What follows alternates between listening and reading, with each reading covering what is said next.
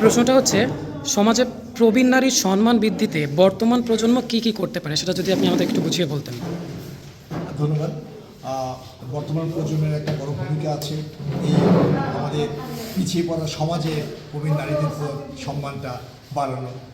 একটা প্রবীণ নবীন থেকে যখন প্রবীণ হয়, বিশেষ করে প্রবীণ নারী, তার সারা জীবনের যে তাদের কন্ট্রিবিউশন সমাজে পরিবারের প্রতি, সেই কন্ট্রিবিউশনের কথাটা বলা দরকার।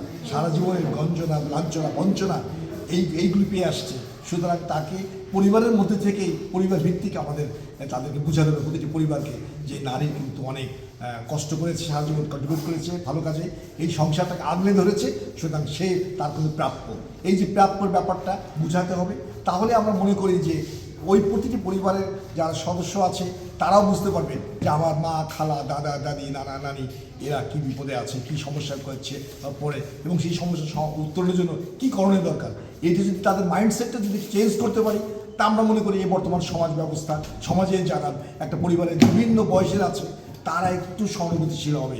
আমরা মনে করি শুধুমাত্র নারীকে শুধু সম্মান না, তার যোগ্য আসনে বসাতে হবে।